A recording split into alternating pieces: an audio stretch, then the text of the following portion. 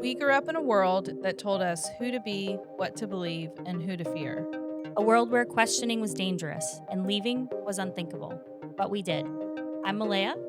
And I'm Rebecca. Welcome to the Sister Act, a real story of faith, freedom. And the culture shock of navigating life on the outside. Welcome back to the Sister Act, episode 4, part 2, Escape. So, in part 1, I kind of went into a lot of detail about my whole kind of leading up to me leaving. And Obviously, kind of, I feel like the backstory is so important because there's a lot of reasons why. Like the why came, mhm, the why factor kicked in with a lot of those events leading up to like the reason why you left. Like that, I feel right. like everyone Like, has that. Yeah. I got into the birth thing kind of heavy because just being alone in that situation was kind of a pivotal moment. But for you, we're gonna get into you today. So you ready? Ooh, How you feeling? good. I have you here. I'm good. Okay. Yeah. We We got this. got this. Yeah. And just for a little context, I was the very first person to leave out of my family, and Meleah was the second. And there were many, many years that it was, you know, just that way for a while. So this is also where a lot of our bonding has come into play, and she's gonna tell us about that. So Okay. yeah, so I had left in 2002, and let's kick this off. What year are we gonna kick this off? So you've been bat mitzvahed, This was 2004. okay? 2004, 2005, maybe. So I had my bat mitzvah at 13. We were living in Lancaster again. So like the kind of like the glass broke. Again, like you're baptized, you're starting to see the ins and outs of things. I started like seeing a lot of like the inequality, even like within the youth group, like even if I Mhm. wasn't exposed to the corruption that was going on, like Yeah, I on a think you government level. talked about a little bit coming of age, just Right. recognizing those things. And realizing like this isn't all like peace, love, and happiness. And the people that are governing us aren't necessarily the spiritual like example. They're the leadership for sure, but they're passing, a lot of like judgments and rules and stuff that aren't being upheld. And so you start kind of like the mirage wears off at some Mhm, and point. you're seeing And for double you, it standards and but for you, like you went from teenager parents house with your family to being married and kind of like a mom and that the whole like hype around that. And I hit that like a little bit earlier right. because I wasn't really a part of that, and also things had evolved at that point. And I was also interested in like very different things than you were. And again, like coming of And like age, what? So I was interested in being a parent and yeah, a you want to mom, be a mom and a wife, and you and wanted to I run a wanted to work business. in the restaurant, and I wanted to be, yeah, I wanted to like. I was interested in bookkeeping and like I Right. was always very interested in like outside of the house activities, and that was very difficult to get as a woman. And so I after, bat mitzvah and stuff like that, I started like internships. So we had like a midwifery internship that was Mhm. mandatory. Um, Me working in the restaurant, again, you had to be in like perfect spiritual, health. To use that heavy Yeah. equipment. No, just to interact with the general Right. public, and you were dealing with money and like shifts And and strangers, so yeah. yeah, exactly. You were dealing with Gentiles at that point. So you Mhm. had to have the spiritual strength to like um not contain yourself, but to Not look at the article in the aisle. That's I mean, I yeah, just yeah, remember yeah. that being a thing, like, when you have the strength to see that tabloid and turn away, and that's kind of Or the to thing not flirt with the boy behind the counter and behind the like counter, or that yeah. Gentile comes in that's wearing something flashy and you're not You bringing couldn't covet attention it. to, Yeah. yeah, like, want it or ask questions about their watch. But I did. Like at that point, like I was walking back and forth I was not in school anymore. Like I had Mhm. well, I went to part-time classes, but I was also like skilled and a hard worker. So I was plugged into at 13, 14 years old. So I was plugged into restaurants. I was plugged into the business. I would work shifts in the store. Midwifery, yeah. Midwifery is a big one. We used to travel for like births and stuff like that. Huge into music. I loved music, and that was like taken away whenever they wanted to because they knew I was very like interested in it. Um, and so it just started cracking. Like the whole thing just started coming apart. I was in trouble, and I want to say trouble like because I was interested in these things, and I Mhm. was like very not assertive, but I was like, why can't I do these things? Yeah. Um, so I started questioning a lot of things. It would be brought up. I remember we had kids from overseas, and one of the guys, um, was a young baptized teenager. He's probably like 12, 13 years old. His parents were from Germany, and they were very, very, I don't want to say abusive, but it was borderline with Like, him, mhm. with his like, corporal punishment. And I remember making a comment to him being like, you need to be very careful about who you say this around, because there is a big chance that your dad could get in a lot of serious trouble for this. And that one sentence, this was not a pivotal moment, Which but like was true. I it mean, was we very were true, told that anyway. but it was People true. came around asking about spankings, not to get into And it. me being a teenager, and again, You dad being more like, well, I'm not going to allow that to happen to my kids.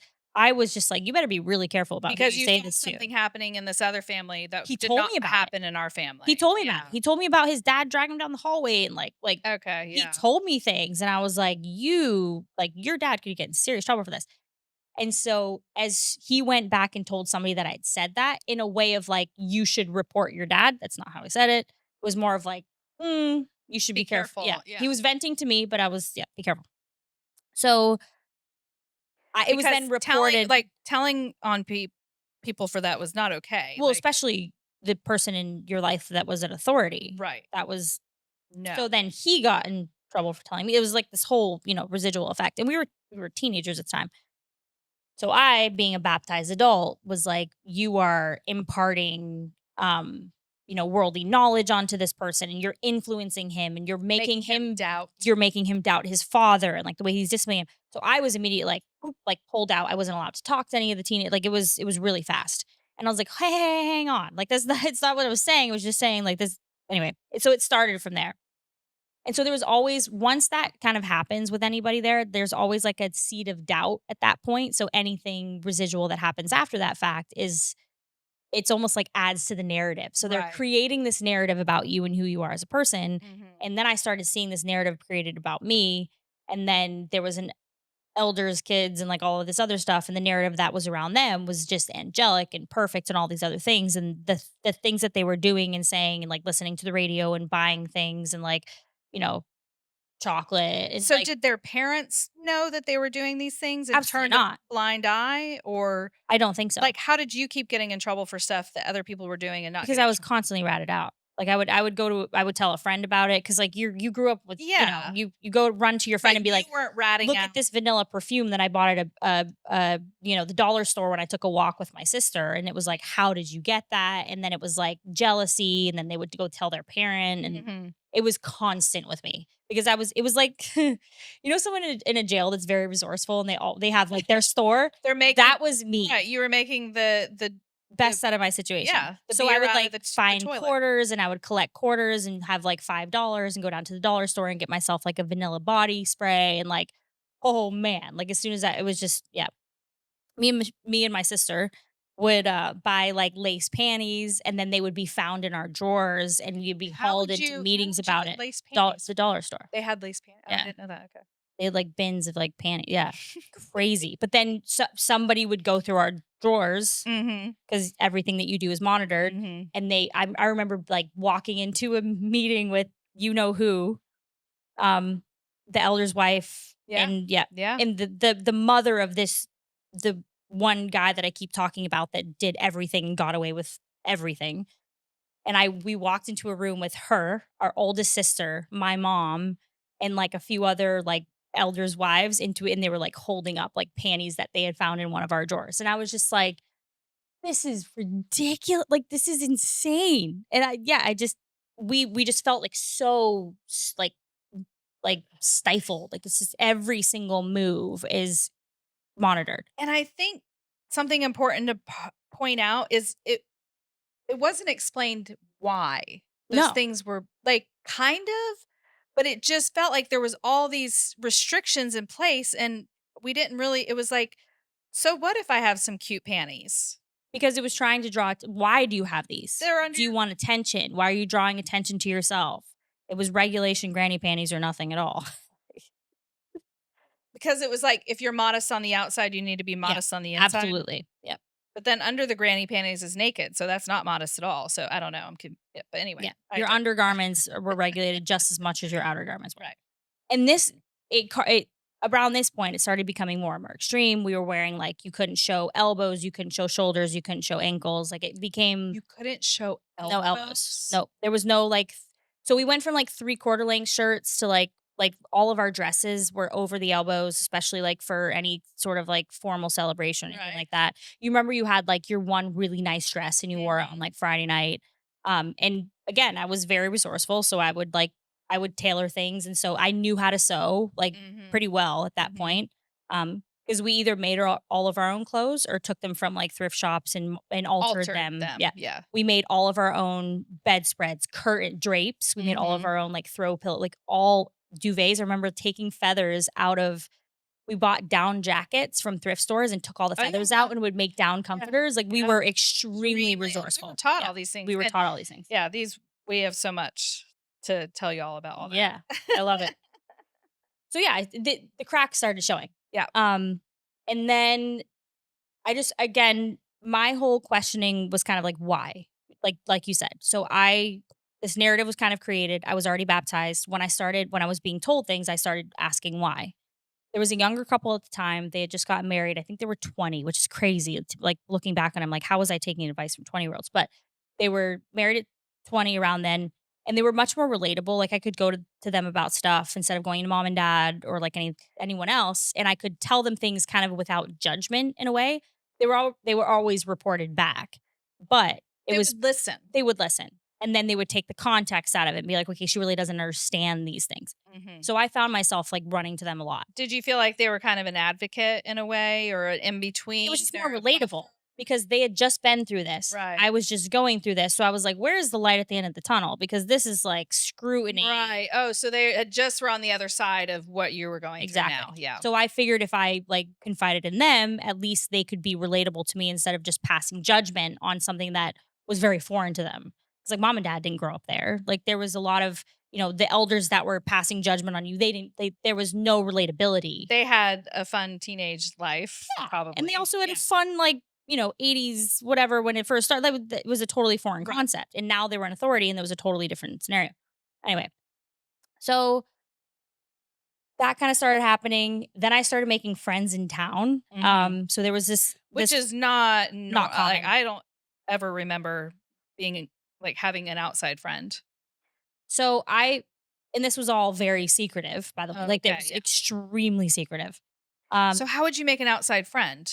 so when I was walking from the house that we lived in into, like, the restaurant, so my And this my was s in a town. This was not very in small a town. farm No, no, no, no. or So we were in compound, Lancaster. right? There was 3 houses there, 2 up on the hill, 1 in town. Well, like, we owned businesses in town, and then 1, like, very close to downtown. So when we lived there, we would walk back and forth to, like, shifts in the restaurant, stuff like Mhm. that. Most of the time, I had to go with my sister that was right above me. She was much more straight-laced than I was. Like, she was But a also little bit not more judgy. timid. Not really. It was I had the balls to do things, and she Mhm. didn't, but I would be like, "Hey, come with me to do something," and she would go with me. Oh, okay. So I was always dragging her into, like, all my Poor bullshit. thing. But then dad trusted her, so it was like, "Hey, Right. I'm going on a walk with, you know, Your my sister, yeah, sister." and she's like, "Oh, she's spiritual, And great." he would she Yeah. was literally like my scapegoat because I was like, "Well, as long as she's around, dad's gonna say it's fine. And if it's me, he won't." So yeah, Right. she was definitely Yeah, my scapegoat, yep. and I dragged her into a lot of stuff. I feel bad about that. But so walking in the town, there was a real estate office right next to the cafe that they own and they used to work with. And there was this one girl, this blonde, she was probably in her 30s. And she would always sit there and I would always see her and she would like wave. And so one time I just walked in and I was like, hey, and she was like, how's it going? She was like, I see you like around, I've had Obviously, questions. you were not there to buy a house. No. And even me like opening the door and being like, Into a hi, real estate nice to meet office, of you. all places, yeah. I didn't know what that was. Like Right. this that you're not taught that. Like You just see a pretty yeah, lady she was be just cute friendly and behind the yeah, she's glass, cute and yeah. blonde and it's like this snowy New Hampshire town and like I don't know, just I thought That's just so and bold of you. she always waved to me when I walked by and I Aw. was like that's I don't know, it was just like a beacon, I think. So you made a friend. So I started talking to her and then she would walk by the restaurant like if I was on shift to let me know that she was at the location next Like a door and I signal. would go in the back door and like see her in the back door and she would give me like hot cocoa and coffee and yeah, Aw. she was really sweet. Aw. So she started being like, "I've been watching this for years and nobody has like told me about it yet." And it was more of like, "Are you okay? Like you kind Mhm. of seem," because she would see me walk past like crying and like, and there was also this other kid in town, Trevor, in a Ford F-150. Gosh. Yeah, he was cute. He was tall. He was like basketball player. So like Right. there was a park right behind our house, and whenever we would walk around there, I would see him playing basketball, and he was always like, "Hi," like so like I just had never. And you're always being told that the people are so bad and evil on the outside world. Like Oh, like they're everybody's gonna out to get kidnap you. you They're and going to take take advantage you, of and yeah, you. There's evil intention behind everything. And so when you start running into people in the outside world who are seem warm and genuinely warm and accommodating. kind, Yeah, it's like, huh. It's like that. it begs the question. Yeah. Yeah, so I would see Trevor, in like the park behind there, and then he started being like, if he saw me on the street walking, he would pull over and stop and be like, "Hey, like, do you need a ride anywhere?" And how old was Trevor? I think he was 20, So it was like an maybe he was like a 19. friend that you could look up He to. was he definitely graduated high school, but he was, like, old enough to drive and have a truck, and I know that him and his friend had an apartment on the outside of town because I was accused of going there. I remember this But you never went absolutely there. not. No, no, Okay. I didn't. Definitely didn't have. No. So I made friends with him and he would stop and like talk to me. And this was like what back I was like struggling with things. So if I went for a walk by myself, I was like upset. Like I needed to walk it off. And this was in the Mhm. winter. Like I would, Mhm. have clothes and suit pants and stuff on. And I think for the first time, I think I was like, okay, like, he thought I was cute. And like you're taught to like you dress down and Right. whatever. So I started making friends with them, and then I started talking to them because I was like, "Is this messed up?" And they were like, "This is You wild." would tell them things. Yes. I Wow, you're started I bold. know. I was real ballsy. Yeah. What I kinds don't of know how. things? Um, it was nothing incriminating, like, I was definitely very careful about what I said, but I was like, "I'm not Was it okay." more of the control aspect things? Like, I'm not allowed to do They just this saw and this, like, young teenage girl walking Mhm. around just bawling her eyes out all the time, and, like, I was clearly always working. He said so the first thing that he said, because he was younger than Lisa, he was like, "We always see you around, but we never see you in like high school or in any of the other teenage like get-togethers because it's a small town in like New Hampshire. Everyone knows everyone. And they're like, we don't see you like oth- anywhere else except for like walking the streets." So I started like talking to them, and then very quickly I was like cut off. because people knew And that you were no, no, no, no. I was cut off because I was starting to question doubt things. and you weren't I wasn't a hundred falling into percent. line. You were not falling into Because the line. stupidest thing would happen to where, like, we were doing this lifeguard course, actually with Hetman. We would, go park on the edge of the bottom of this mountain, hike up, do, like, this whole, like, swimming course. It was beautiful. We'd go to this, like, crazy mountain ravine, like, in the Yeah, middle we of it. got It to was do some absolutely really cool stunning. outdoorsy We had to stuff. hike 4 Yeah, miles in and 4 miles out, like, that kinda thing. yeah. And so we were doing those things, and we were with like the guy that I had the bat mitzvah with and stuff Mhm. like that. And I remember he had he had mowed the lawn that morning, the huge lawn in Lancaster. So he was mowing the lawn in his bare feet. And we go to like, we had a lifeguard rescue course, which is what the whole thing was. It was like survival. So we'd hike with all our gear and then do all this stuff. And he went to dive into the lake, and the bottom of his feet were like as green as the pillow next to you. And we all just started like busted up laughing. Because Like it's yeah. yeah, and we called him like Greenfoot, like this whole thing. Greenfoot made its way back to like everybody else. And I was like, it was like, this is bad. Why would you say that? This is an actual example 'Cause he mowed the grass barefoot, and then y'all went swimming later, and when you because it dove turned his in feet bright and you green. called him We Greenfoot, called him what Greenfoot. was it because It was a nickname, and it oh, was nickname, clicky, and it was part of clicky and the nick I see, okay, underground. okay. The I whole gotcha. underground thing Yeah, came up now it then. Like, makes you sense, don't yeah. have your own language. You don't tell each other Inside secrets. jokes. Yeah. Yep. Oh my I gosh, I was forgot about 14 that, and I yeah. was like, we're calling someone Greenfoot because he mowed the lawn in his bare feet and his feet are bright green. Yeah. Like that was So for context, anything that was going on with the teenagers that the the adults youth. didn't the youth, they called us, didn't know about, so inside jokes, lingo, whatever was called the Yeah. underground. That was the underground. That was the underground, that So was me not immediately renouncing what I just said in the the underground and nickname. apologizing for it and like whatever else, then I was a part of the underground. And I like, that was the hill that I died on because I was like, "What is wrong Wrong. with this?" Right. I was hauled into a meeting, I was cut off. "You can't wear your head covering to the gathering that night. For shame, what's wrong with you?" Around that time, I had been talking to my best friend about Lisa and Trevor and all of that. Because I was cut off, they went to all of my friends, "What else is she doing?" And then they all started, like, chirping immediately. Mhm. There was a wedding coming up, I wasn't So allowed to things were starting sing. to get more Things, yeah, serious. cracks started showing pretty early on. I would apologize for things and be like, "Okay," like, I'm apologizing for them. Around this time, me and, the sister that's right above me, she was, 16, 17, turning 18, so we're 3 or 4 years apart, I think almost 4 years apart. So, she was she was doubting things for sure, and, Mhm. like, the 2 of us would, like, sit there and, like, cry about it, and, like, again, we were very resourceful, so we would go into our room and, like, we painted the whole thing and renovated the whole thing and sewed ourselves matching bedspreads and, like, made our room all fancy and nice, Mhm. and then the elder's kid gets married to another elder's kids, and they're like, "Oh, your room's really nice, like, you have a lot of painted accessories." We found a dresser on the side of the road, but it was pure, like, it was mahogany wood and it was bright green. Bought it in, stripped it, like, refinished the entire thing, like, To put new set up your knobs on little it sister to room. set up our little room. And they were like, "Yeah, we're gonna use this now for the new couple and put us in a bunk room, like, 2 rooms over." So And you we got were kicked out of both the like, room. "Are you kidding But, me?" I mean, that was pretty common practice, For like, sure, because you weren't you allowed to, just like, got moved around, yeah, like, one day you could wake up and they had totally rearranged the house, and now you were moving down to yeah. the basement and But set it up. was just going back to, like, "Ooh, these are the elders' kids," and they were our age, Yeah. and so we were like, "This is So her and I started kind of, we don't want this anymore. Like, I So think we want your out. sister and Yeah. you were kind of starting to put your minds together and be Yeah. like, "Eh, She it was doesn't feel right." she was 17 turning 18, which means that she was legal. Oh, So and she was she probably could gonna have to legally get married. leave. No, Yeah. no, she could legally Oh, leave. okay. She was legal. I was not. But I was the much more assertive one when it came to that because I was like, "I'm Yes. not buying into this." So one day, kind of the whole thing blew up.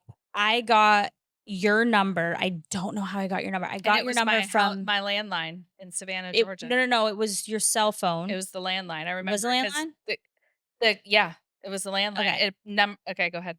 So I got your number from somebody that had left that I was like, "I want to talk to my sister." We had not seen, heard nothing from you for 5 years.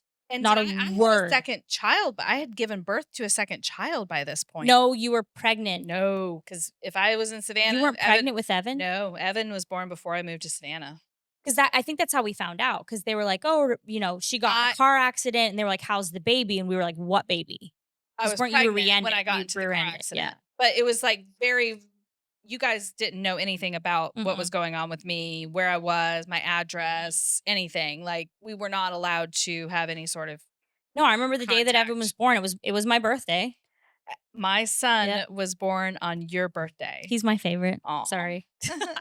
I'm allowed. But so I was real quick, I had him at the hospital, and I never called our parents. Like, I never Yep. that was not a thing, and I was like, "Okay, I'm gonna call my mom and tell her that I had a baby."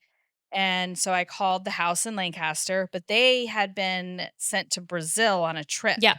Oh, yeah. And so I'm like, "Hey, is my mom there?" That's how I got your number. Oh my god, now I know. Yeah. I went through the caller ID. Oh Yes. my So goodness. I called and they were like, "Can we ask why?" And I was like, "Well, I had a baby and I would like to I would talk like to to speak to my her." mother. I never did get to talk to her. One of our other sisters did call me. So that was nice. I did get a phone call in the hospital, but it was more of a So that's how. So me and Michelle, that's how I knew that you had Evan. So me and Michelle were on a walk and we were up on the hill and our sister came out yeah. and she was like, "Your sister just had a baby." And it was on my 14th birthday. Oh, And mom and wow. dad were in Brazil. They were in Brazil. Okay. So we walk back to the house. I don't know how I knew this because I went back to the house and like rifled through the caller ID Through the and caller wrote ID down your number and like put it in the pocket of your in my jacket. pocket. Yeah. And I've like wrote down your number for the pocket. So me and Michelle So if We're that like, was "We're when gonna." Evan was born, then by the time you called me, we were already in Savannah. This was probably 6 weeks later, Yeah, it was a little while later. like, 2 Yeah. almost 2 months later. Yeah, because I remember telling my sister, like, "I have Rebecca's number."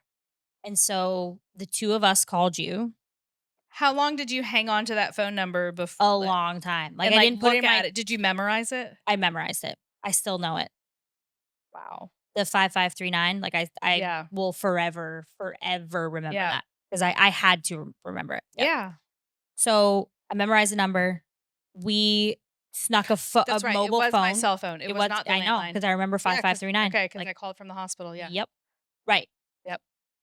So, I my s Where she did you was make that terrified. phone call from? Basement. In Basement. the basement in Lincoln. So we grabbed a portable phone. So all the phones were connected in the house. Same thing, like they could listen into Yeah, any landline. conversation, but you also couldn't answer the phone or make a phone call unless you were baptized. So Okay. that was another thing for like there was another incentive for me to get baptized is like access, playing the game. So at this point, I'd apologized for all that stuff, and I was like, whatever. Like it's just gonna make it easier for me at this Were point. you back Yeah, I'd gotten restored? You reconnected. got Yeah, yeah. reconnect you So I could didn't have to walk get around. baptized, but you were cut off, and then now you're back Yeah, in the good graces. because I wouldn't apologize for the green foot. Okay. Oh, you did apologize for the green. Eventually, it was about a week. So Yeah. you get that phone. Literally, I But was like, "This is okay, yeah, okay, fine." Like, that's yeah, because you're right, like, they literally just isolate you into compliance at that yeah, point. yeah. So I was, on the rocks. So her and I, we called you, we left you a message, and you called back, and I remember you calling back because we saw the phone ring, and the 2 of us just look at each other, and we're just like, "Oh, shit." Like, so somebody else answered. It was in the kitchen, a room full of, people. We were cleaning up at 9 o'clock at night. And again, like you don't have a time frame for when people are doing things in the outside world. So like for us, our daily structure was the morning religious ceremony and then you go about your day and then you have to clock in at the evening so like you have to show up at the evening ceremony. Then there's like cleanup after that and then like you're constantly working until you lay down at night like exhausted from work. Right. So I didn't think that like maybe after the evening, religious gathering, most of the time that's when families are sitting down to eat. Like we didn't think that way. Like it's not part of like your daily routine. You don't think about families sitting down for dinner. And I'm pretty sure that you and your husband were So, eating with your real family. quick, Yep. from my side, I think I saw it coming through, but I didn't wanna answer because I didn't know, is this an elder calling me? Is this my I wasn't prepared. I saw a phone number coming in from Lancaster, New Hampshire, and I knew that only Don't they say like 12 tribes? Like they're registered as like 12 tribes? on the caller ID, No? I don't even think it said the name of the town, it just had the area code, and I knew the area code. And I was like, "Whoa," I showed my husband, I was like, "Somebody is calling me," and I didn't know if it was dad. So at Yeah. this point, they weren't speaking to me really at all. And, then you guys left me a voicemail, and it was just, There's 2 of us. sorry. Okay. No, don't be.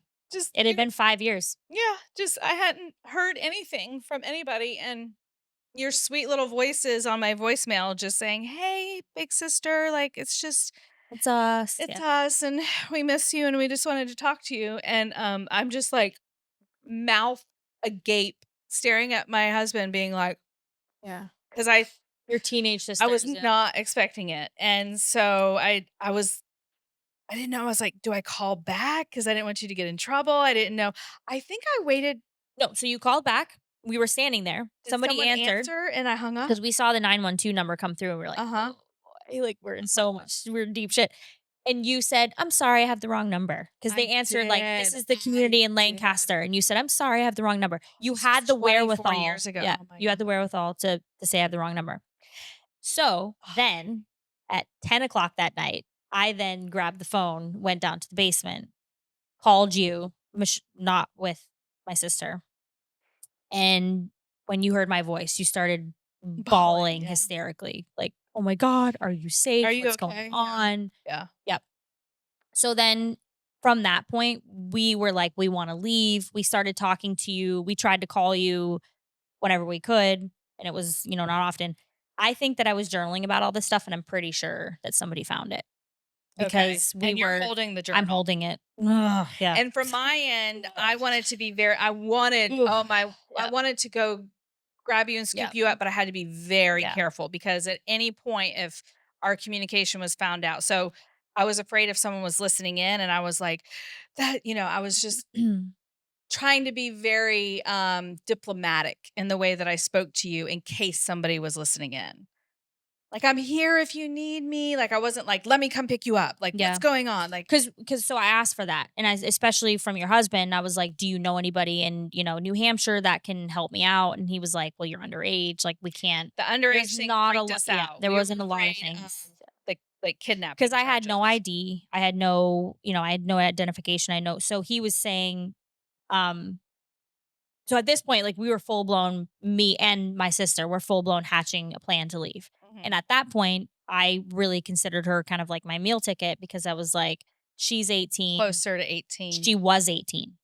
Oh. She was 18, and I was 14 turning 15 because this is October 2nd, 2005, so it was on my 15th birthday. So, I was already going down, like, that rabbit hole, and she was 18. I was like, "Well, if you leave, then for sure, if I want to leave, they're gonna let both of us go together," like, Mhm. very naive at that point because it's And I not the way think that in we your think. mind, you're like, I have a sister out there. At least there's a safe place for me to go. Right. And Because when they tell you you have a choice for so long, then I'm thinking, like, I have a choice, yeah. meaning, like, if I don't wanna stay here, they're not gonna keep me here. Yeah.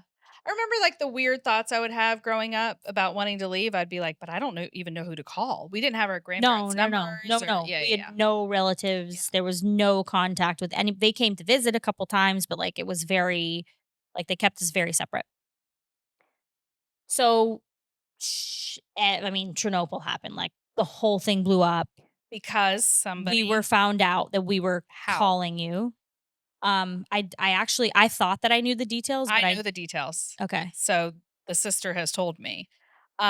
She had put the phone number in a jacket, the paper in a jacket pocket, I and memorized hung it. it on the hook by the front door, and somebody borrowed, like, just grabbed her jacket to borrow it All real things quick in common, yeah. to run out and put her hand in and was like, "What's this?" and realized it was a Did phone she have your number. name on it?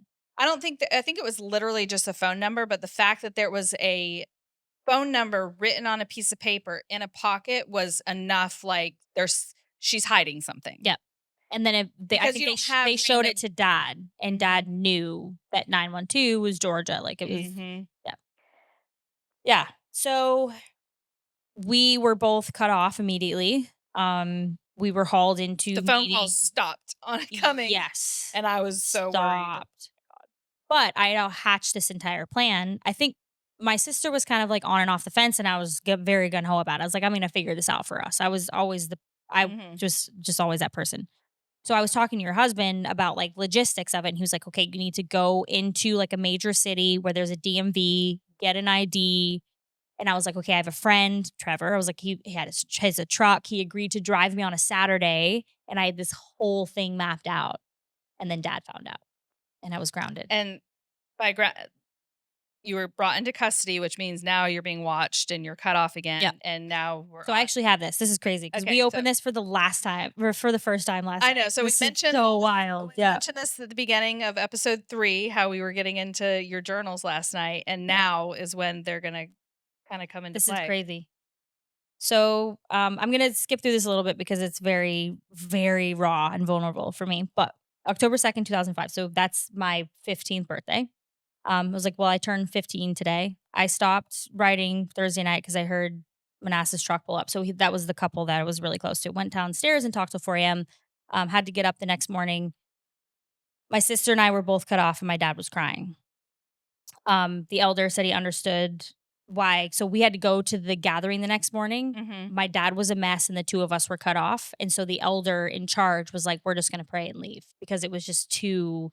There was there Emotions was and 30 other people in the room with us having no idea what was going on. oh, And so the elder was just like, "We're just gonna we're pray and gonna get leave. this over with." Yeah. Um, I went back to bed, couldn't handle the emotions. Got up and went for a long walk. Saw Trevor and Lisa, and they asked me what was wrong because I had obviously been crying. They said they wanted to help me in some way. Trevor asked me if I wanted to go for a drive. I had to use everything in me to say no because I still couldn't get in the truck. Like I still couldn't do that part of it. Like it was That right was like there. the point of no return. Right. It was right there, Mhm. and I couldn't do it. My sister went and sat on the swinging bridge and cried. I didn't know where to go or what to do. I went home and slept again. My sister and I called to bed upstairs for my parents and went on another walk. I went to the Thompson Mill and called your husband. So even though I was like under restriction, I was like, I'm going to go for a walk and pray. And I Mhm. went to another location that was really far away that had a phone on the wall that I knew Mhm. how to break into basically and Mhm. called your husband.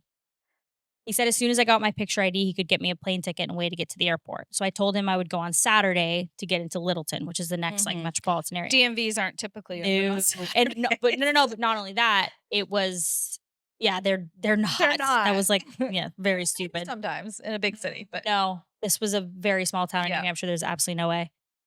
Come Saturday morning, my dad told me I was in custody and couldn't go anywhere, so I was stuck. He also said that he found out that I was secretly planning on leaving. He said that you and your husband weren't an option because they didn't want me living with them and they had a Which was small not true. house and I would be such a burden because I couldn't work because I was a child. So I called my sister and asked her. She was really upset that my dad had said that and said she would call him and tell me that I could come there anytime because I was always welcome. My dad said he didn't care. It wasn't a good situation because you had another boy living with you. Um, I called you back, told you what happened. There was an elder in the house that picked up. We both hung up and then he unplugged the phone so I couldn't talk to you anymore. Went downstairs, another kid in the hallway, somebody else asked me who I was on the phone with. We talked for a while, went back upstairs, called you again. My mom walked in halfway through our conversation, and she took the phone. This morning before the teaching, my dad was explaining to my little brother what was happening and how I wanted to leave, and he had to go with me. Oh my Oh, no. god, it's awful. Okay, so My dad was crying. I've never seen them cry so hard. I gotta go. This is my little brother. So that was like how the whole, I gotcha. you know, seeing the look on my little brother's face, like I'll never forget that. So at this point, because they realized that you had this in your mind, I'm done. I was poisoned. But you were too young to go out on your own, and they did not want you to come to me, which was totally a viable option for me. Right. Absolutely. A Anytime. sister that like loved me and Yeah, yeah. but that was not a viable option for them. So the next best thing is that the So our this after that, because there was a process after that. So that was like a scare tactic of like, okay, we're gonna have to go. but Um, I don't think that's been made clear. no, The parents were going to have to leave with but you. that wasn't so. My dad saying that to my little brother in front of me was a scare tactic for me because that wasn't necessarily what was happening yet. Oh, so it Um, wasn't set in stone that you were gonna have to no, go? He it was was just saying just that to get you to at that point, it was like, okay, the lid had blown off. It was out there. It was right. obvious. So after that, then they went after me, my sister, and then they started questioning all of our friends. And all of our friends started spilling the dirt about Trevor, Lisa, me talking to people, me talking to you. Um, my whole like the whole lid was blown off. And so people just started making up stories about me. That was like the hardest thing. So I had to sit there and watch as every single friend that I'd ever had betrayed me, threw me under the bus, told the elders every single secret I'd ever said. So I mean, I Mhm. was just like lid wide open. And it was so obvious because in like the community that you were in, when something like this was happening, the whole entire population was involved. Like Oh, yeah, no, it was everybody it was was it involved. was Yeah. a national thing. Oh yeah. It was like we were in teachings. Not national, So but me and my sister townwide. were both completely cut off. We weren't, wearing head coverings to gatherings, stuff like that. Um, so yeah.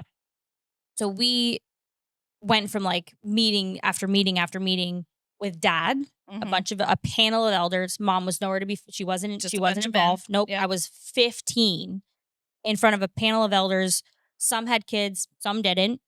Actually, a few of them didn't. And then the couple that I was really close to, he was there and he was just sitting in the corner and I was just looking at him Mhm. like, please get me out of this. Like, this is crazy. So we were hauled in there and told like we were ashamed to our family. We should have never been born. If back in the day we would have been stoned to death. Like this was it. Like we were, I mean, for shame. And we were definitely being made an example of.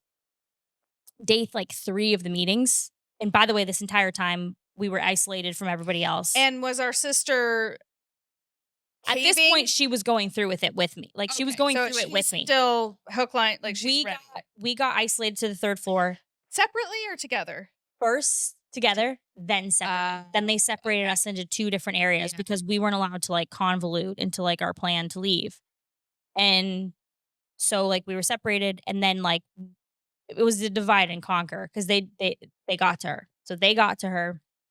I was sitting in this last meeting, and she caved, and I remember just looking at her being like, "Oh." She So the caved in public last in front of you. in a meeting in front of me. Right.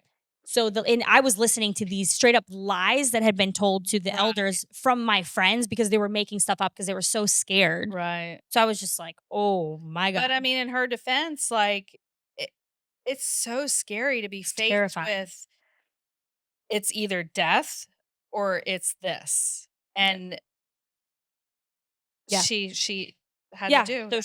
she caved, and I watched a scene in Wayward. So one of the last, I think it was the last scene of the last episode that's been released so far. And the picture of her driving away because they had this whole plan escape, they had a car stash, they had all this stuff. And Mhm. I like was comparing all this stuff in my mind to like my sister and I planning this huge escape. We had this huge plan. So in that scene, they have a car stashed, and the cop in that scenario was supposed to be in the car with this girl. He was supposed to be helping her get out, and she's talking to him in this episode. And then at the end of the episode, the person disappears, and it's her by herself because The person yeah, she was planning to leave with no longer would leave. bailed, never showed up. So you totally I related saw to that. that scene and I started bawl Yeah. immediately. I I was mean, like, that's I was driving away by like we had this whole plan to leave, and all of a mhm. sudden it was just me. And so I didn't cave. And again, Mhm. like she was the 18-year-old. So I was thinking, like, okay, if we both leave, they're gonna send all of us away. Like we had this whole thing. Like you thought if you were sent away, the whole family They would would go send the whole together family. Yeah. to go live. So sometimes, for context, if a child was underage and wanting to leave, but the parent, didn't want to just send them out to the wolves, they would kind of go set up a little home for a little while that child They would either rent a house and the guy would yeah, work and and the yeah. goal was either well, the goal was to bring them Until they aged out. well, the goal was to bring them back, but if they wouldn't, then they would age out, Nice, Meleah. and then once they age out, the parents then rejoin and come back. Right. And they were like redeemable at that point. So this is what you're thinking is gonna Yeah. happen, like, That's our what we whole thought. family is gonna be able to All go three of us. together, Yeah. the 3 kids that are left and not married off, Yeah. and that's not what happened. So they decided at the end of that meeting that it was just going to be my parents and me. At that point, that was the point of no return. I couldn't be like, "Uncle, I'm I'm sorry." sorry, like, Right, it the wasn't decision was I made. didn't want to apologize, but at the same time, like, I wasn't apologizing, so there was no other choice, and at that point, I didn't have the option anymore. I couldn't be like, "Hey, I'm gonna stay and comply." I was being because it was such a public thing, I Mhm. was being made an example of, and so they literally just shredded like, they ripped my family apart. They put me and they took I mean, me and my parents, I remember driving away that day. Mhm. God. Yeah, and just having to leave everything behind. My little brother standing on the porch, Mhm. like, crying. This is like mom was taken away from him. This is and that was, like it's a huge, huge, huge, like, point of guilt, like, for Like, you feel guilty about that? course. Yeah. I mean, I was 15, like, I didn't have a choice. It wasn't like my yeah. So, even though it was kind of like 'cause I remember originally you asking, like, was it a relief? Like, because you were finally, like, free from all of this, and it was mortifying, and they intentionally like, that was by design, like, they made it that way because it was a fear factor for everybody else that had, like, Mhm. wanted to leave. So they took my 18-year-old sister, shipped her off to, some other family in New York. They took my little brother and shipped him to, like, another sibling of ours, also in New York. But they And then sent where him did you to guys go? a location in New York that was like we moved. to a place that was really close to where that sister lived because my little brother was living there, and so it was, like, 20 minutes away from us so my Mhm. mom could visit him. Um, Mhm. so we went to a tiny little town in the middle of nowhere, like, nowhere, and it was by again, by design because they did it was They didn't want you out isolation. walking around the No, town making friends with the realtor no. and Trevor. They didn't want me in a metropolitan area where I Right. could, like, be exposed to the outside world, and because that's I was interested in that, so, they put us in a little tiny town. There wasn't even red light. There wasn't even blinking light. There was a In a few little stop cabin, signs. Yeah, in a cabin in New York, and it was just the um, parents and you. for 2 years. Mhm. I had a little bit of schoolwork to finish. I was good at it. It was easy for me. I finished that. It was the only thing to do. I finished it by the time I was, 15. I was before I was 16, I would technically, like, graduated high school. I was allowed some library books. I would go to library with mom. She would screen everything before I checked anything out. I became a bookworm. So, like, all the history books, like, I was so into that. Even the fact that, like, when I was 16, I was writing about politics is because I was, like, reading, Yeah. reading stuff and So you're going from a communal living yeah. setting to just the 3 of you, but it wasn't like, "Oh, fun, yay, No, we're doing theme parks and no. we're living life." You were kind of just in a cabin being In the middle of nowhere, New York, monitored. feet of, like, it would snow 6 to 8 feet. Right. Like, it So, was, like, like, crazy. Yeah. you were being monitored in case you got a hold of a cell phone I or wasn't allowed computer access. That was also when I really got into playing tennis. So when, like, dad would come home from work and he was, like, again in the workforce and, 50, I think he was in his 50s at that Mhm, point, like, working in below 0 temperatures and, like, me and mom were I would do my schoolwork and we actually started doing, like, cleaning jobs and stuff like that because I actually wanted to work. So mhm, I kept asking, like, I wanna work. Um, and so when we were there, like, I was monitored by one or the other of them all the mhm, time. So I couldn't talk to anybody inside. All of my friends had abandoned me. I couldn't talk to any family members. I couldn't talk to my sister that I was so close to. I mhm, couldn't talk to my little brother at mm, all, like that mhm. at all. Um, and my mom, she would go there over there a lot. Because you would be, I was a bad influence. bad Yeah. influence, yeah. And then I couldn't talk to anybody out of it because They were a bad influence on you. right. So I couldn't even I remembered, like, I wanted to go for a jog around the lake, and I couldn't do that, and I started clocking my time, and mom would drive in a car, like, behind me, and so other kids in the town were like, "We always see you running. There's a half marathon that the fire department is putting on. You should enter because you could easily win." And I was like, "Mom, I can, like, run a half marathon." And she was like, "Absolutely not," because, like, my picture would have been in the paper. Yeah. Yeah. Anyway, so I was kept in total and complete isolation.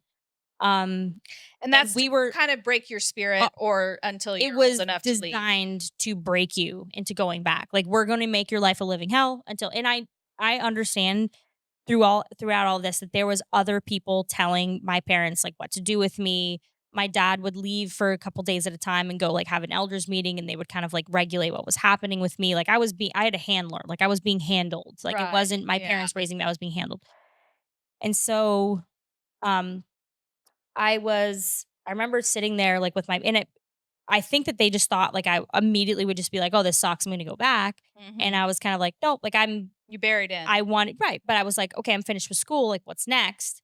And I remember sitting there in this cabin in Smallwood, New York, and my dad and mom was bawling her eyes out, and he was just looking at me and like, like, what do you want? Like, what do you think you're gonna get out of this? Like, what do you want?" I looked at him and I was like, "I want to go to school. I'm smart. I could easily get a scholarship to go to college. I College. wanted to be in the FBI. I wanted to go to pre-law. Like, I was like so Like, you interested. had big I had plans. big plans. I thought that I could get in because I started being really good at tennis, like competitive tennis. And Mhm. I was like, I could go like into a sports scholarship. And so then he took that away from me. He's like, we can't The play tennis anymore because it's an individual sport. Um, yeah. So that was like, it was all designed to like get me to go back. Around that time, my grandfather started having really bad health issues. He lived in Jacksonville. So my parents actually needed to go down there to take care of him, and they took my little brother. So again, this is after like a year and a half of living there, maybe 2 years. They took my little brother, and so for me, I had to go back and live with the other sister that lived in the satellite community in New York. Mhm. And it was under the guise of you don't talk to anybody there. Oh, We're so you were slowly super cutoff integrating you. still. Yeah, we're slowly integrating you back in, but there was other kids there that were my age. So I Mhm. wasn't allowed to influence them at all. So I had like started like putting streaks in my hair and like dressing like a little bit more edgy. I knew how to ride a bike. Like me dad would take me into, New York City and go to like the Natural History Museum and like stuff like that because I needed a break and he was chastised for that. Like Mhm. there was just A so natural much. history And I museum. was like Yep. going I think just the fact that I didn't come out of there like a total mental basket case is like shocking. So I was going crazy. And I think that they started realizing that like she's breaking, but not in the right not the way that we thought that she was going to break. Like Right. this is just crazy. So they took my little brother down to Jacksonville to, stay with my grandfather and he had health issues and I ended up going to New York and living with my sister there. And again, like I was around nieces and nephews, other kids my age, so I was like, all right, like kind of Mhm. like buying back into it.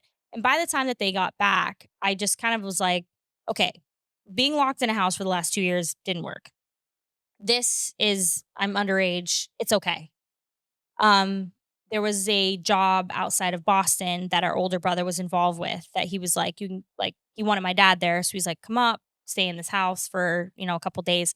But we were on a job with a bunch of like other like single young men and like stuff like Mhm. that. So I was monitored even like more heavily. And it was around in Boston. So there was a girl that was we always called her number 9. She came to live in the same place as our family. My mom kind of very Mhm. much took her under her wing when she was 11 because her mom had passed away. And this is your sister-in-law. So she was there and I knew her because she was grew up with our family and she was like, come live with me." And honestly, like she was probably in her late 20s. She had a couple young kids. She was married. It was kind of glamorous because there was a lot of young Mhm. couples In there, and like Boston, there was yeah. a restaurant there, and there There's was a lot happening, businesses. There yeah. was a lot Yeah. happening, and it was much younger. Like the authority was much younger. So I Like the talked to leadership, yeah. yeah. So the other like Halle girl lived there and like stuff like that. So I originally was supposed to go live with them, and then like I was just like I this is where I want to be. And they were at that time, I think they wanted my parents to go out to California to live with my older sister. She was starting to be interested in a boy. Like there was a lot of stuff like going into it. So I was like, this isn't working. Unfortunately, like that situation made me just, oh man, like I hated my parents and I hate to say that, but like you're almost like forced to because these Mhm. are the only people that if you're locked in a house with anybody, you're going to drive each other crazy. Yeah, for Never sure. mind someone that's trying to Right. force you to do the exact opposite of what you want to do. Right.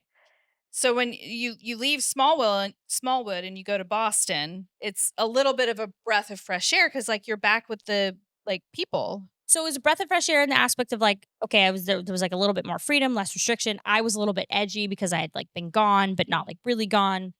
And so I was 17 though at this point, and I was turning 18 that year, later that year. And so I was like, I'm almost 18, like it's gonna happen soon. I'm gonna give this my best shot. And if I don't want to be here, and I told Kate this, the deal was I'm gonna give it my best shot. I'm gonna try my hardest. And if that doesn't work, if I still don't want to be here at the end of the day, you're going to have to let me go because the torture of this didn't work. Me being here, like nothing is working. And so I remember dad being like, okay. I think that he at that point was Yeah. equally just like, okay. Mhm. So I lived in Boston. I started working in the restaurant. Every time there was someone outside that like came in, I was kept in the back. Like, some of our older brothers, friends that had left already, like they came in the back and or they would come in and I was like not allowed to talk to them. And so I did start kind of buying into it. I really was trying really hard. I had friends there, the family that you talked about that came over from France. Her and I had been like pen pals for Mhm. years. Her and I Mhm. were very close. We worked in the restaurant together. One of my cousins ended up like coming in and get baptized. I lived in a room with her. So she was like, oh my God, this is great. But turns out she just was doing like whippets in the walk in. Like everyone's like, why does the whipped cream not work? Like, yeah. Okay. It's a bunch of teenagers in there like getting high in the Oh walk in god. cooler. Totally not that. But I did make friends with the manager who had like been, baptized into it. And I would very candidly being like, I don't believe in this, like, at all.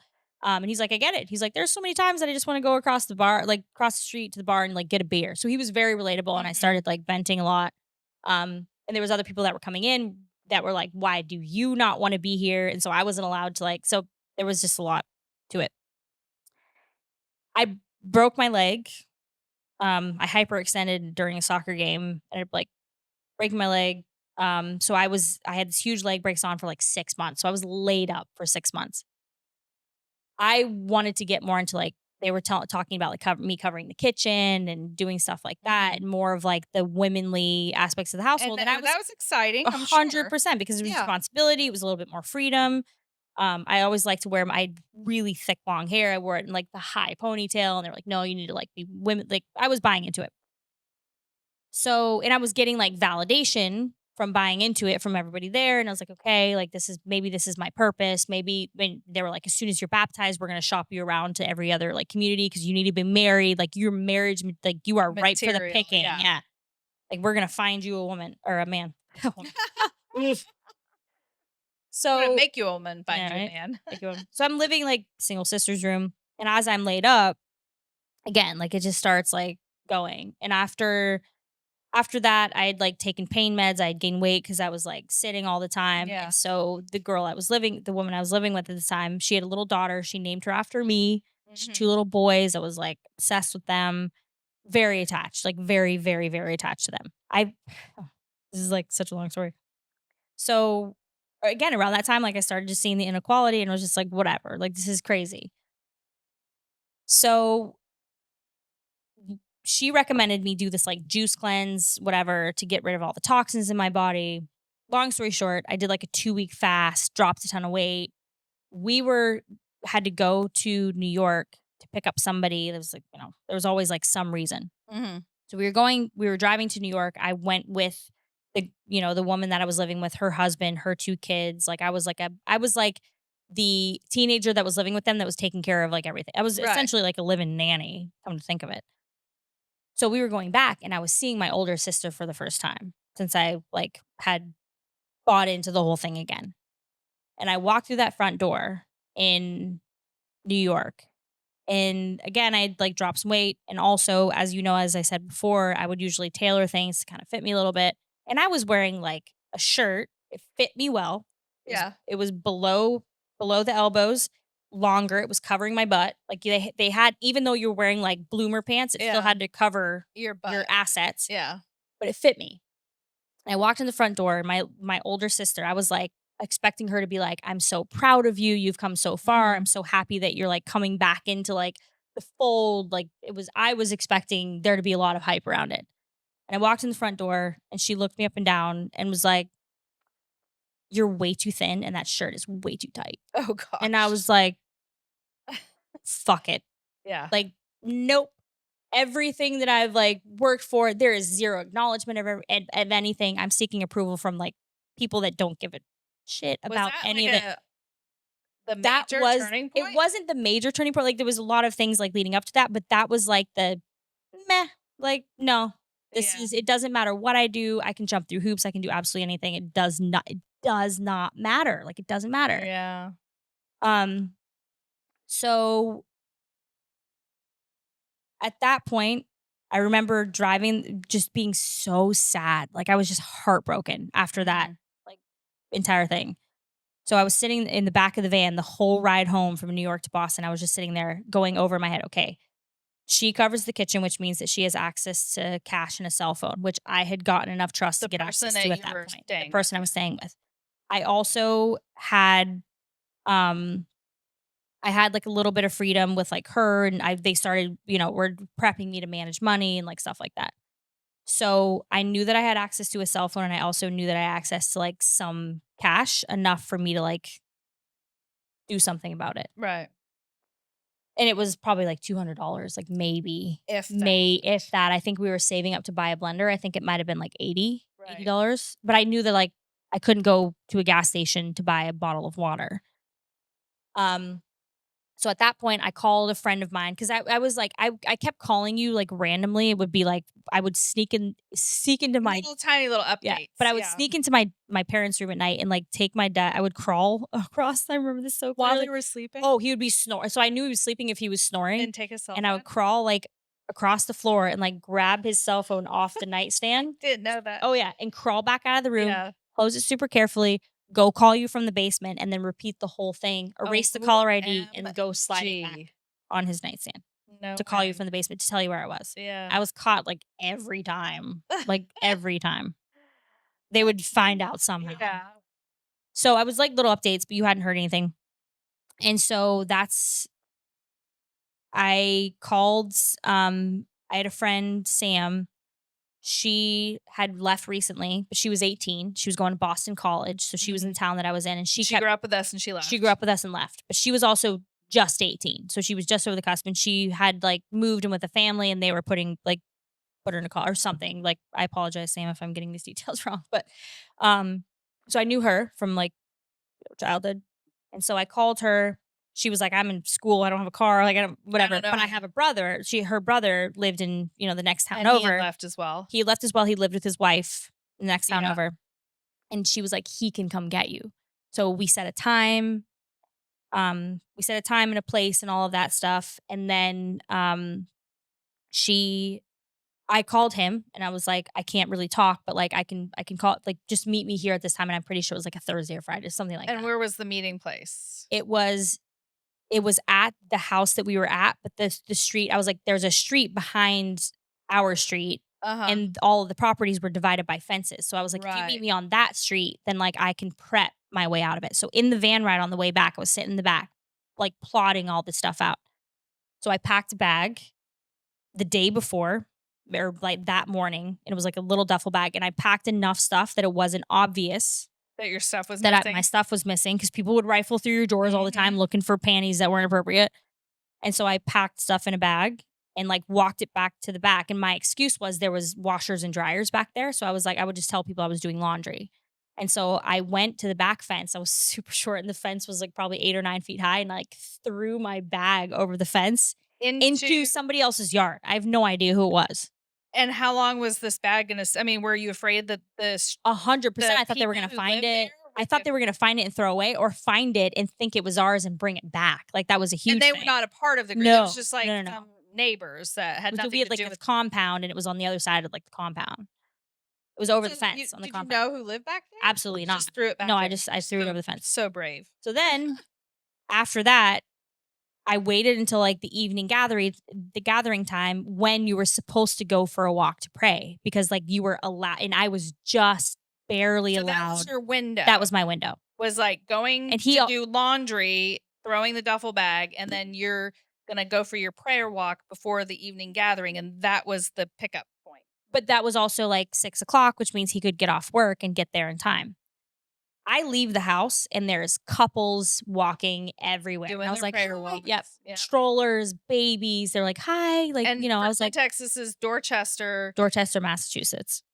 right outside of Boston, so very heavy populated neighborhoods, But and also kind of like little bit sketchy. Like, there was nice houses, but like there was a subway it's station. Dorchester, It yeah, was sketch. Yeah. yeah, And I had never been anywhere by myself ever. right. Like, I'd never walked down the street by myself. Like, aside from like going around the block. Like, it wasn't And you're going to meet up with this kid who's gonna help you leave. safe. Yeah.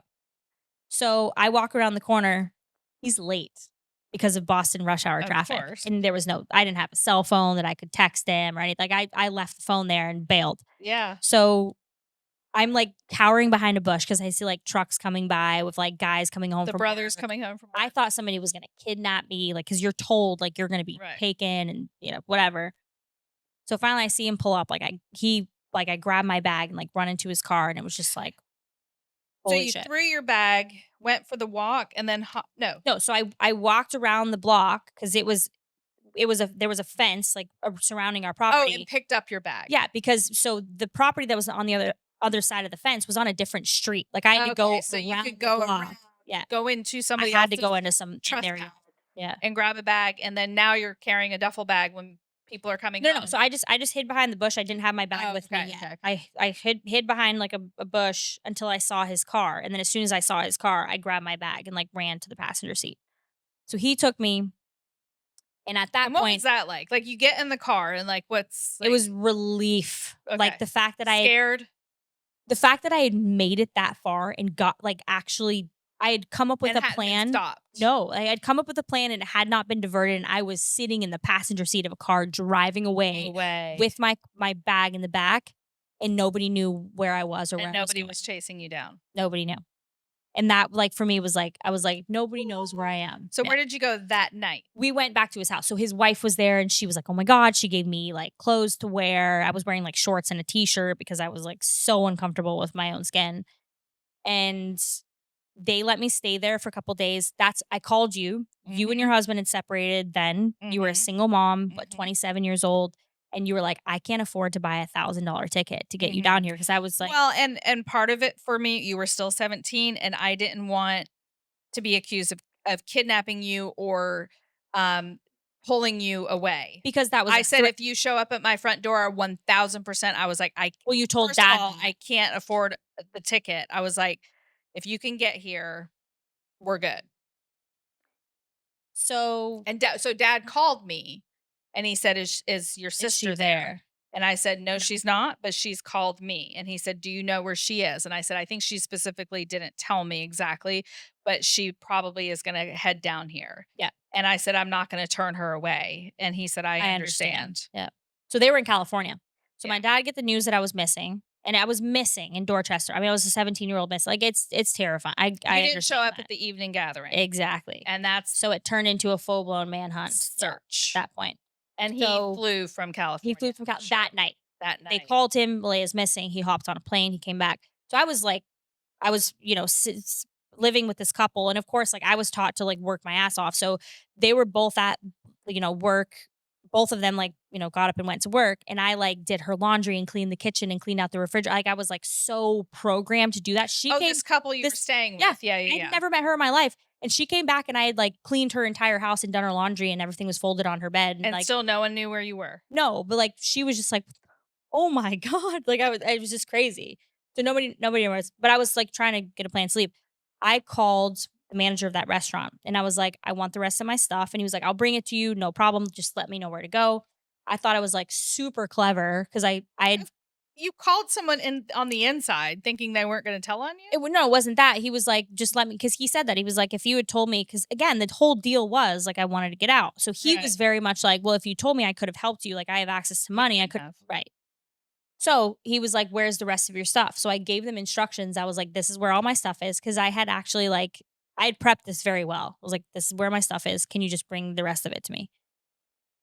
Thinking I was super clever, I told him like 3 blocks over from where I was. And so he drove into that neighborhood. He had one of the restaurant trucks, like the refrigerated trucks from like, the restaurant. And he pulled in, dropped my stuff. He gave me a hug and he was like, "I just hope you're like well and okay." And I was like, "Yeah, I'm like," he bought my plane ticket. He He did. was the one that bought my plane ticket. Yes.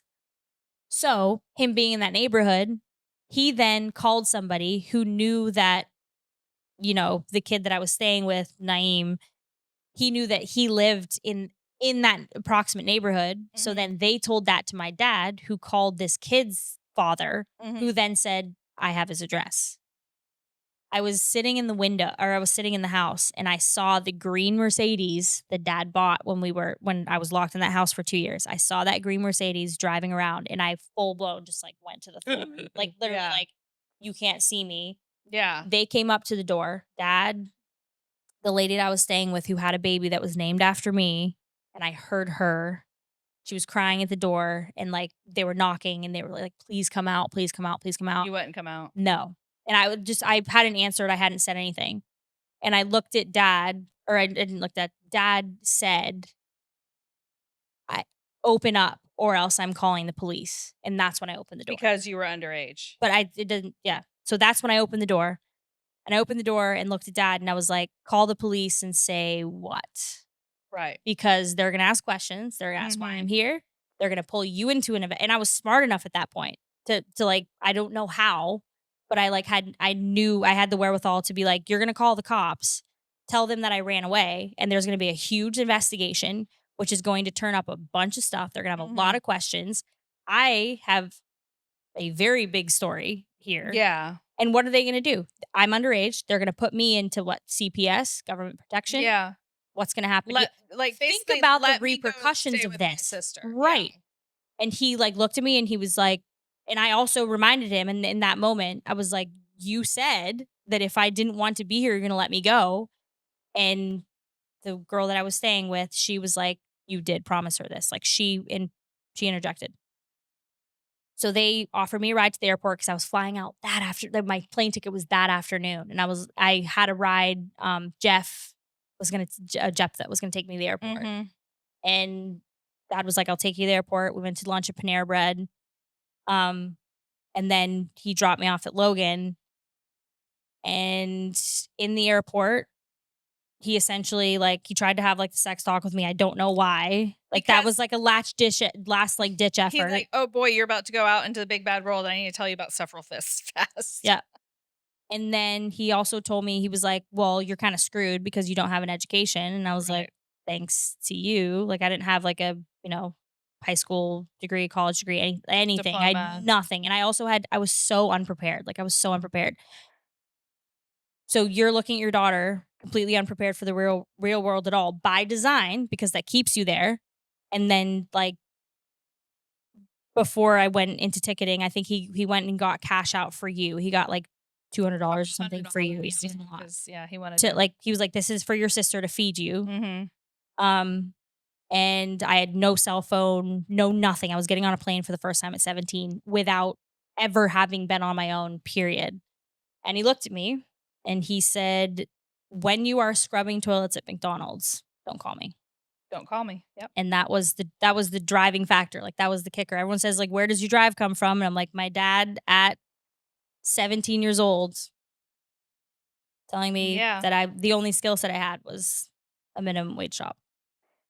So then you And then I showed up at your door for flew out of Boston to Logan into Jacksonville. Jacksonville, and then you had a friend who Oz had not only left, picked me up, picked you up. rest So in peace.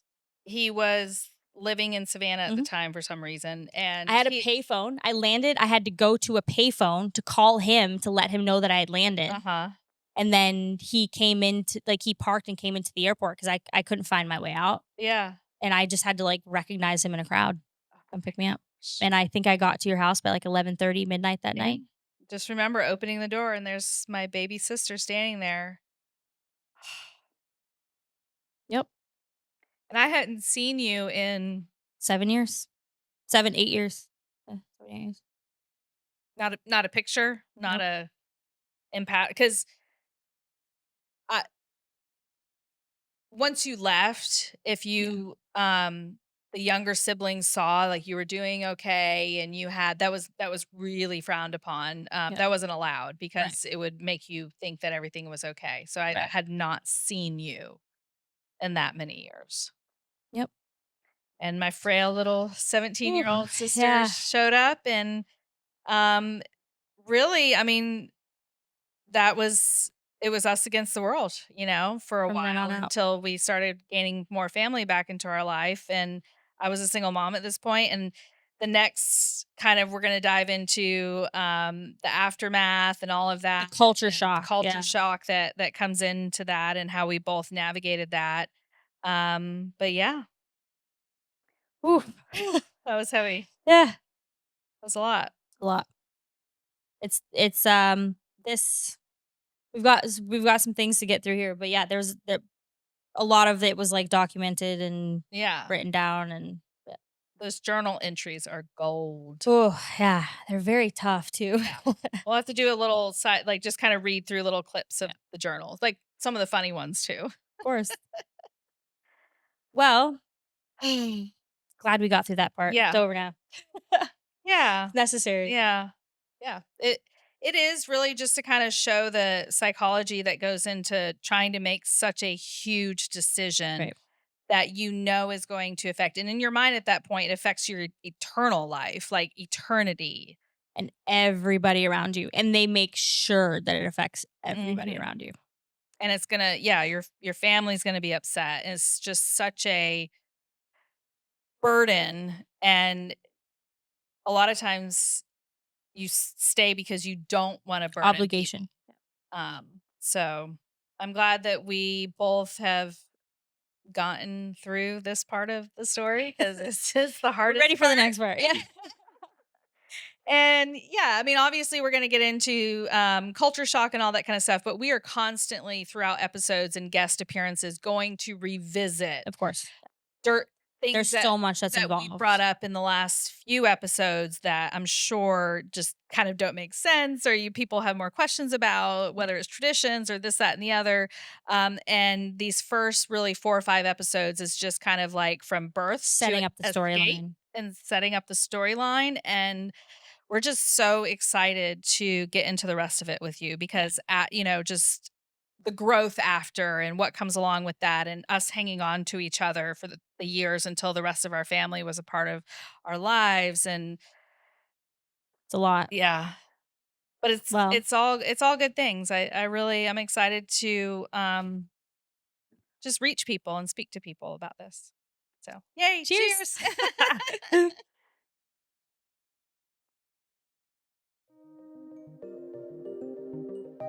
Well, we got through it. Thank you again for coming along with us as we navigate the recollection of these events, the bonding of which continues to grow as we talk through all of the things. Our focus turns now to life on the outside and what those first few moments, days, or weeks are like once you're thrust into a world you've only seen through a very specific looking glass.